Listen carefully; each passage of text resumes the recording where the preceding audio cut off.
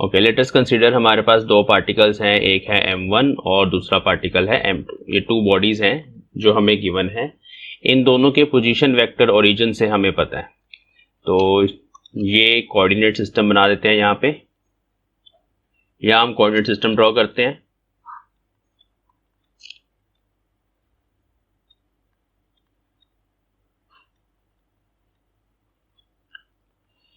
This is the position vector of mass m1. This is position vector of mass m2. ठीक है जी, दो position vector आ गए। अब ये दोनों बॉडीज एक दूसरे पर फोर्स लगा रही हैं, इंटरनल फोर्स। ये वाली जो बॉडी है इसको इधर अट्रैक्टिव फोर्स लग रही है, ग्रेविटेशन वाली, तो इस पे लग रही है इस तरफ force, in this direction. Line joining के अलोंग ही लगती है, सेंट्रल फोर्स है। और इस पे लग रही है इस तरफ फोर्स। ये दोनों एक दूसरे की तरफ फोर्स लगा रही है। ये वाली जो फोर्स है इसको हम बोल देते हैं F21 vector, means the force on 1 due to 2, ऐसे लिखा जाता है इसको। और इधर वाली को हम लिख देते हैं F12 वेक्टर। ठीक है जी, ये दो फोर्सेस हैं। ओके, अब ये आप मान लो कि भाई ये वाली जो डायरेक्शन है, ये वाली direction, this is the direction of R cap. ऐसे आर कैप मान लेते हैं इस डायरेक्शन को। मतलब जो F21 वेक्टर है वो आर कैप के अलोंग है और F12 आर कैप के ऑपोजिट है। अभी हम ये दोनों फोर्सेस लिखेंगे। आपको पता है ये ग्रेविटेशन आपने पढ़ा हुआ है कि इन दोनों लॉ ऑफ ग्रेविटेशन आपने पढ़ा हुआ है कि इन दोनों पार्टिकल्स में जो फोर्स लग रही है, अगर मैं F21 लिखना चाहता हूं तो that is G m1 m2 by R square where R is this distance, यहां से लेके यहां तक का, इनटू डायरेक्शन आर कैप। ये डायरेक्शन हो गई इसकी, यूनिट वेक्टर है ना, सिंपली डायरेक्शन बताने के लिए इसको यूज किया जाता है। ये हमारे पास एक इक्वेशन हो गई। अब इस इक्वेशन के कॉरेस्पॉन्डिंग हम इसको खोलेंगे। कैसे खोलेंगे? This force is mass times acceleration of this particle. तो mass is m1 and what is acceleration? Acceleration कैसे लिखा जाता है? देखो, acceleration is dv by dt, मतलब फर्स्ट पार्टिकल की वेलोसिटी अगर मेरे पास आ जाए उसको with respect to time differentiate कर दे तो एक्सेलरेशन होगा। और यहां पर अगर मैं v1 को पुट कर दूं, ध्यान से देखो, v1 को पुट कर दें dr1 वेक्टर बाई dt, इसको सॉल्व करें तो ये बनेगा d square r1 vector by dt square. तो ये बन जाएगा d square r1 vector by dt square. हाँ, तो ये मैंने पुट कर दिया एक्सेलरेशन को। तो this is G m1। Similarly, I can write the force on the second particle which is F12 vector. उसमें देखो, अब ये ईस्ट डायरेक्शन में है, आर कैप इधर था नीचे की तरफ, ये ऊपर है उसके ऑपोजिट, तो माइनस साइन आएगा। माइनस साइन डायरेक्शन बताने के लिए, क्योंकि ये आर कैप के साथ लगा हुआ minus sign, minus R cap का मतलब ये डायरेक्शन हो गई। इसको बना ही देते हैं यहाँ पर, अगर ये डायरेक्शन बनानी है तो that is minus R cap divided by R square. और इसको भी हम ऐसे लिख सकते हैं m2 d square r2 vector by dt square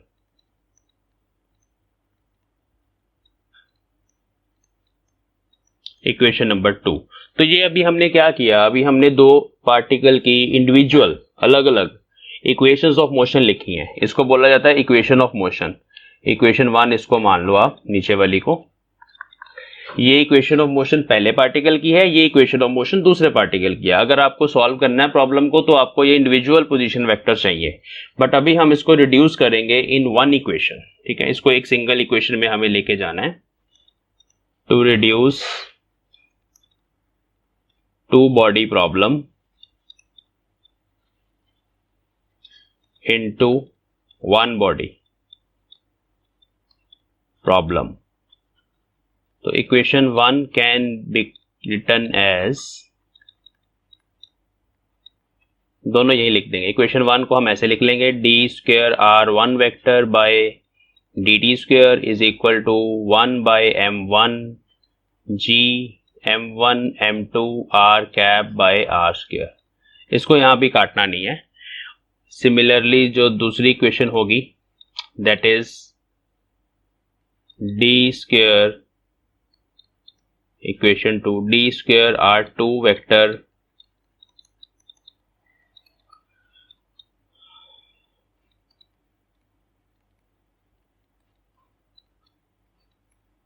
ये तो ये दो इक्वेशंस आ गई, ठीक है। अब हम इन दोनों को सब्ट्रैक्ट करेंगे। सब्ट्रैक्ट क्यों करना है, देखो यहाँ पर ये वाला जो आर वेक्टर है जो हमने नीचे की तरफ ऐसे ड्रॉ किया है, उस आर वेक्टर को अगर हम लिखना चाहते हैं तो दैट इज, ये नीचे की तरफ है आर वेक्टर, ये डायरेक्शन है आर वेक्टर की, that is head minus tail, तो that is equal to R2 vector minus R1 vector. ये हम डायग्राम से ट्रायंगल लॉ वेक्टर एडिशन से देख सकते हैं। तो हम इस R वेक्टर को लेके आना है, we have to introduce this distance in the equations. तो हम क्या करेंगे, we will subtract equation number 3 from equation 4, ठीक है। तो वो हम करते हैं, सब्ट्रैक्टिंग 3 फ्रॉम 4, ठीक है। 3 को 4 में से सब्ट्रैक्ट कर लेते हैं उसको।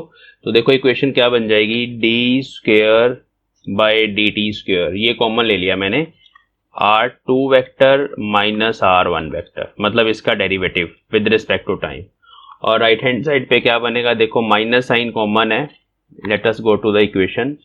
ये माइनस साइन मैंने बाहर लिख लिया, इसमें से इसको माइनस कर रहे हैं तो ये वाला कॉमन फैक्टर सारा बाहर ही रहेगा, ब्रैकेट में रहेगा 1/m2 माइनस 1/m1।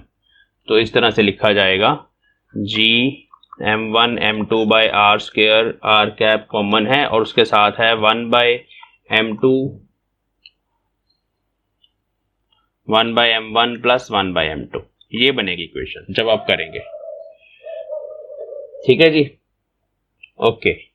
तो यहां पर अभी हम पुट कर रहे हैं, put R2 minus R1 vector as R vector, ये फ्रॉम डायग्राम है। और ये भी एक तरह का मास है। अगर हम इसके डायमेंशंस की बात करें तो देखो ये हमारे पास बनेगा, इसको 1/μ पुट करेंगे, ठीक है, ये मास का रेसिप्रोकल है। तो put 1/m1 plus 1/m2 as 1/न्यू सिंबल म्यू, ठीक है। तो here this mu is called reduced mass, reduced mass. देखो इसके जो यूनिट्स होंगे ना मास वाले ही होंगे, करके दिखाते हैं आपको। देखो म्यू बनेगा m1 m2 upon m1 plus m2। अगर आप इसको सॉल्व करेंगे, उल्टा करेंगे रेसिप्रोकल, तो ये आएगा म्यू आपके साथ। तो देखो ऊपर किलोग्राम स्क्वायर हो गया और नीचे यूनिट है किलोग्राम, तो एक यूनिट कट गया, किलोग्राम ही बचा। तो इसके यूनिट्स भी मास वाले ही हैं और इसलिए इसको रिड्यूस मास बोला जाता है इस फैक्टर को। तो ये इक्वेशन देखो क्या बन गई, अभी ये बन गई d square by d t square R vector is equal to minus 1/μ, ये मैंने आगे लिख दिया, G m1 m2 by R square R cap, ये इक्वेशन बन गई। अब म्यू को वापस उधर ले जाएंगे तो this becomes mu times acceleration is equal to minus G m1 m2 by R square R cap, R cap, ठीक है। तो ये देखिए ये इक्वेशन आ गई हमारे पास, this is according to Newton second law, ये बन गया मास टाइम्स एक्सेलरेशन, ठीक है। दिस इज टोटल मास की जगह अभी हमारे पास रिड्यूस मास आ गया, टाइम्स एक्सेलरेशन। ये कौन सा एक्सेलरेशन है, ये है ये दोनों पार्टिकल जिस एक्सेलरेशन के साथ एक दूसरे की तरफ आ रहे हैं, ये इधर जा रहा है, ये इधर जा रहा है, तो R vector is changing with time, वो वाला acceleration, and this is force, ठीक है। तो this equation reduces a two body problem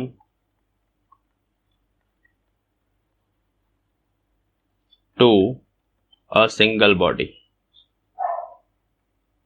problem। हाँ जी बच्चों, अब हम इस इक्वेशन का मीनिंग समझते हैं। Basically this is Newton second law of motion in terms of reduced mass. Let us draw a diagram for this equation. इसका मतलब क्या है इक्वेशन का, ये इक्वेशन है हमारे पास mu d square R vector by d t square, this is mass times acceleration, this is mass actually, ठीक है, this is called reduced mass. Mass times acceleration is equal to minus G m1 m2 by this distance, है ना, यही वाला distance are square ही आएगा नीचे, into are cap, ठीक है। तो ये इक्वेशन है। अब इसका मतलब क्या है, ये सेम वही चीज है कि अगर आपके पास एक सिंगल मास है और इसका मास है म्यू, रिड्यूस मास, ठीक है, इसके बराबर है इसका मास, और इस मास के ऊपर किसी दूसरे मास की वजह से ग्रेविटेशनल फोर्स लग रही है. Let us suppose this is the second mass, इसको हम m1 बोल लेते हैं, ये m1 वाला, ठीक है. और इन दोनों में ये जो डिस्टेंस है, this distance is r vector. तो इस डायरेक्शन में हमारे पास आ जाएगा माइनस r कैप. तो इस डायरेक्शन में फोर्स लग रही है, और फोर्स कितनी लग रही है, फोर्स इस फैक्टर के बराबर लग रही है g m1 m2 by r square. इतनी फोर्स लग रही है, ठीक है. तो ये जो मास है, दिस मास m2, ये जो m2 मास है ना, फोर्स इन दोनों के इन बिटवीन ग्रेविटेशनल फोर्स लग रही है. और यहाँ पर ये भी है इसके साथ साथ कि हम इन दोनों का मोशन स्टडी करने के बजाय ये जो फैक्टर आ रहा है म्यू किसके बराबर है, mu is equal to m1 m2 divide by m1 plus m2. ये रिड्यूस मास का फॉर्मूला है. तो उस रिड्यूस मास को हम उसके एक्सेलरेशन को, उसकी इक्वेशन ऑफ मोशन को बना रहे हैं. तो this is basically mass times acceleration is equal to force F1. Basically ये Newton second law of motion ही है, but in terms of reduced mass है. So let us write in statement here.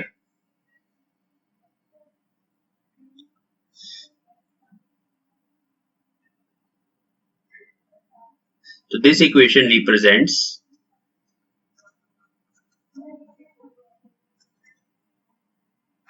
the equation of motion. Equation of motion of mass mu, ठीक है, क्योंकि mu के लिए लिख रहे हैं ना, तो mass mu under the effect of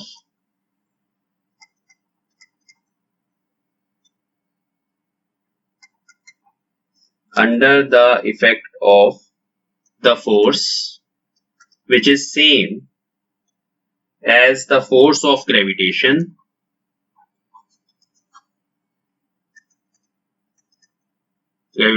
between m1 and m2 at distance small r. ठीक है, तो बिल्कुल सेम वैसे ही है. तो mu is situated, तो here we assumed here mu is situated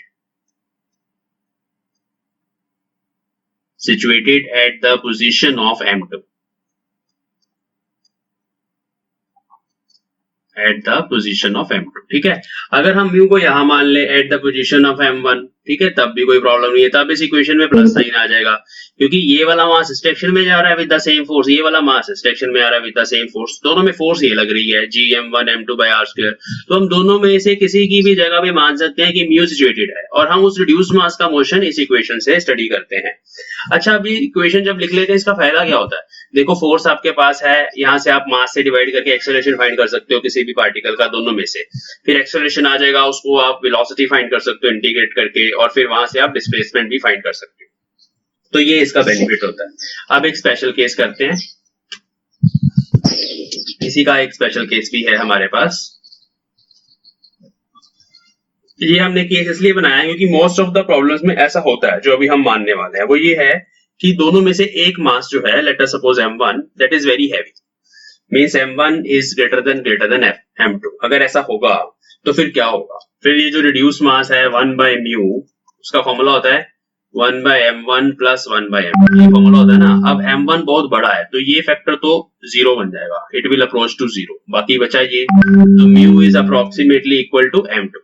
तो फिर म्यू m2 के बराबर आ जाएगा. ठीक है जी. तो उस सिचुएशन में हमारे पास जो रिड्यूस मास हो गया सिस्टम का, that is practically equal to the mass of the lighter body. ठीक है, तो in that case reduced mass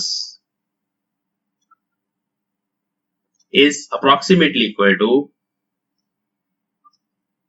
mass of lighter body.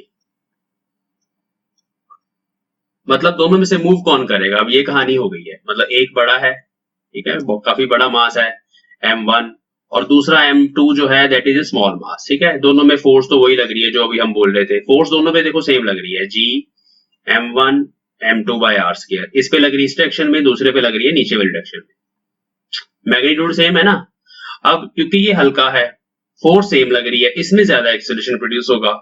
ठीक है, because force is equal to mass times acceleration. Force दोनों में सेम है, force is constant. जिसका मास less होगा उस पे एक्सेलरेशन ज्यादा लगेगा, ठीक है, मोर एक्सेलरेशन, मतलब ये ज्यादा एक्सेलरेट होगी बॉडी, ये कम एक्सेलरेट होगी, फोर्स दोनों पे सेम लग रही है, तो इसको रिड्यूस मास फिर हम मान सकते हैं। मतलब ये जो अभी इक्वेशन लिखी थी mu D R vector by D D square second derivative is equal to minus G m1 m2 by R square R cap, उसमें आप यहाँ पर म्यू की जगह फिर m2 ले सकते हो, मतलब फिर वो m2 का मोशन आप यहाँ से फाइंड कर सकते हो। तो ये एक स्पेशल केस है और मोस्ट ऑफ द केसेस में ऐसा होता है। जैसे हमारे पास सन और अर्थ का सिस्टम है, sun is very heavy as compare to earth, तो उस केस में जो हमारी अर्थ है that rotates around the sun, basically दोनों एक दूसरे के अबाउट घूमते हैं, बट सेंटर ऑफ मास जो है ना इस सिस्टम का वो सन के पास होता है, तो एक्चुअली दोनों ही उस सेंटर ऑफ मास के अबाउट घूमते हैं, बट हमें ये लगता है कि जो अर्थ है वो सन के अराउंड घूम रही है। तो ये इसी कारण होता है क्योंकि जो लाइटर बॉडी है that always rotate about the heavier body due to this center of mass concept। तो ये reduced mass हमने पढ़ा और टू बॉडी प्रॉब्लम को वन बॉडी प्रॉब्लम में हम वो कर रहे हैं, रिड्यूस कर रहे हैं, ठीक है। Okay, now next is the motion of a body under central force. अब हम इस डिफरेंशियल इक्वेशन को सॉल्व करेंगे। हमारा जो अगला काम है, बेसिकली हम डिफरेंशियल इक्वेशन क्यों लिखते हैं, it is a differential equation which is giving you to the motion of which is giving to you the motion of reduced mass, है ना। अब इसको सॉल्व करेंगे, इसको सॉल्व करने का मतलब है हम इसके सॉल्यूशंस फाइंड करेंगे। सॉल्यूशंस फाइंड करने का मतलब है we will calculate acceleration, we will calculate the velocity of particle, angular momentum of particle, all these things, energy of the particle which is moving under the central force। तो वो next topic है जो हम next lecture में continue करेंगे।